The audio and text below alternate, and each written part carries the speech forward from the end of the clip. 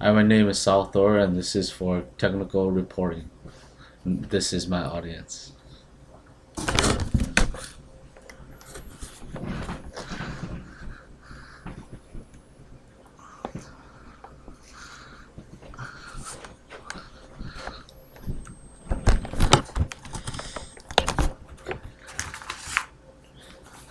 This report will look into three major issues that are hazardous towards welders when they are working.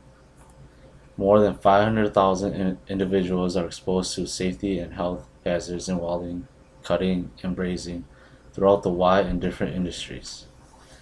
The risks for welders from fatal injuries are more than 4 deaths per thousand in a working lifetime. What are some safety and health hazards associated with welding? This report will look at three common issues with welding. They are electrical shock, welding burns, and welding fumes. The report goes into the general idea about each issue. It explains what the issues are and how they can be prevented. The information gathered together for this report are from welding websites, welding instructors, textbooks, and welding grad students. Based on the information collected, welding is a dangerous job because of the fumes, electrical shock, and burns. Proper PPE and safety precautions should be taken into consideration when welding. It can be eliminated or reduce the chances of an accident happening. Welding safety and health. Electrical shock. The human body is electrically conductive. Three things that will determine how bad the electrical shock will be: the amount of time exposed to the shock, the path route it takes, and the amount of current that is passing through the body. Electrical shock can be divided into primary shock and secondary shock.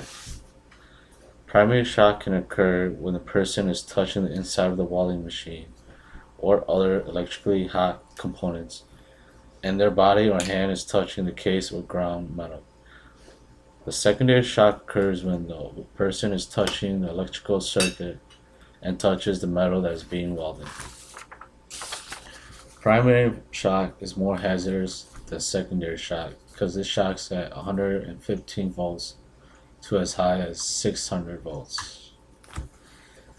In this figure, it shows the difference between primary shock and secondary shock.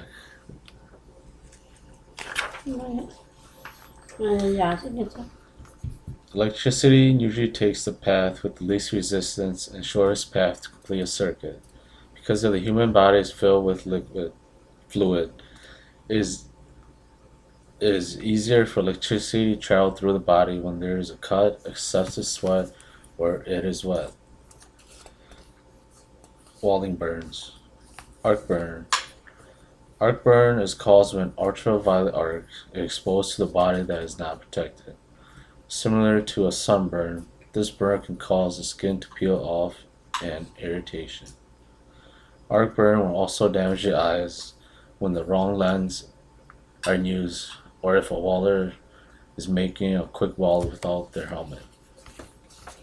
Steam burn occurs mostly from quenching the weld, which means after the weld is made. It gets quenched in water, oil, whatever the job requires. Scale and other elements in the base material can cause the weld to produce steam and fumes. The average melting point of steel is around 3,000 degrees Fahrenheit, and iron is about 2,750 Fahrenheit degrees. With that much heat, you can burn water and other liquids and turn it into steam. Figure B shows the different temperatures at which iron and steel turn into liquid. The difference between it. Steam burn can cause redness in skin and blisters. Steam burn is very common and is very thin like air that can travel through the protected gears easily. Steam burn is one of the most common burns that occur because they are not touching the metal when this happens. It is a psychological thought that you cannot get burned unless you are touching the metal. In the welding industry, a person can get burned by metal in two ways. The first one would be hot metal-based burn. This sounds like it can be easily avoided, but when welding high or in tight places, it can be very dangerous. This burn is very common when the welder is welding on high ground like skyscrapers and places where movement is restricted or limited. The second burn will be molten metal burn. This type of burn happens during welding. It is very common for this to occur in a 4G or 4F position. 4G and 4F means the welder is in an overhead position where gravity is against you. This kind of burn can be caused by different reasons: the welder's skill level, process and electrode, and parameter settings. Welder skill levels can be a role that leads to this burn. A welder without enough experience and knowledge are usually the victims. Process and electrodes can be another factor that leads to this burn. Some of the electrodes are only meant to be welded in certain positions. The last cause would be due to parameter settings. When parameter settings on the equipment is too high or hot, it can cause metal to stay at liquid form longer. The hotter the metal, the longer it would take for the metal to solidify. Therefore, if the parameters is too high, many molten metal droplets will likely drip down onto the welding fumes. Breathing in the welding fumes that are generated from welding is hazardous to human health. Fumes contain solid particles from the base metal coating, and consumables. Health damages range from short-term to long-term damages depending on the time of exposure and what kind of element is present in welding. Long-term exposure to welding fumes leaves a person with iron deposits in their lungs called cirrhosis and lung disease like bronchitis. Some elements that are used with metal that are hazardous towards human health are chromium, manganese, and nickel. Chromium is mostly found in stainless steel, but can show up in consumables and as a hard facing.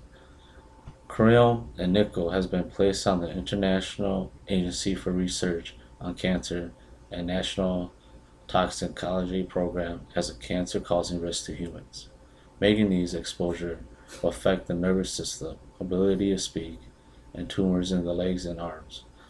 These effects will not be reversible. There have been research that exposure to manganese can lead to Parkinson's disease because of the symptoms are similar but has not been proven. Phosphine gas was used in World War II concentration camps to kill millions of Jews. This deadly gas is formed when the metal is cleaned by a base cleaner, then welded.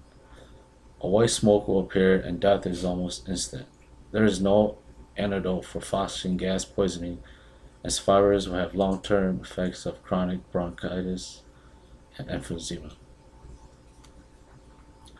Safety and health tips. A welder's leather work clothes, boots, and gloves act as a layer of insulation to help protect them from electrical shock. Keep the welding cable and electrode holder in good condition. Also replace and repair any damaged cords and insulation. Use dry insulation mats to stand and lay upon in wet conditions. If the welding conditions are high risk, switch the welding equipment to semi-automatic DC constant voltage welder, DC manual stick welder, and AC welder with reduced voltage control. To prevent soft burns from happening, all necessary PPE must be worn. Jeans are recommended with no holes, Not tight because molten spatter, when the molten spatter lands, it won't burn, and make sure it covers the shoe because molten spatter tends to fall inside the shoe. A welding cap will help protect the skull from burning. Ventilation will have to be in accordance to OSHA law regulation. It will depend on many factors how ventilation should be. If the welder is working in a confined space without proper ventilation, it must be protected by airline respirator. Summary: welding requires personal protective equipment and a ventilation system. The PPE is, is protection against molten spatter and act as an insulator against electrical shock. The fumes produced from welding are dangerous when inhaled. Depending on the element being burnt out, the health risks may vary. To have knowledge about welding will help the welder understand threats and theory about welding. Conclusion: this report looked into some common safety and health issues involved with welding. There is more detail on certain chemical fumes, electrical shocks, and burns. But in general, all three topics are important and are regulated by the government. Personal protective equipment will help the welder from burns and reduce electrical shock. Ventilation will help with breathing in the welding fumes. Though there are many other factors that come into play when deciding on what kind of PPE to wear, how to reduce or eliminate electrical shock, and the proper ventilation system. Key part to welding will be knowledge, skill, and safety. My recommendations are to have knowledge of welding. First, help a person learn about the safety precautions and understand welding before any weld is made. We will also assist the welder in their skill before welding is done. For welding is a hands-on job. It will take a steady hand to weld in a straight line. The hardest weld test is the 6G. It is a fixed pipe at a 45-degree angle. 6G will qualify the welder to weld in all positions. The only way to get good at welding is hands-on experience. Safety should be the first thing learned about welding before any welding is done. This will have the welder understand all the hazards associated with welding. Thank you all.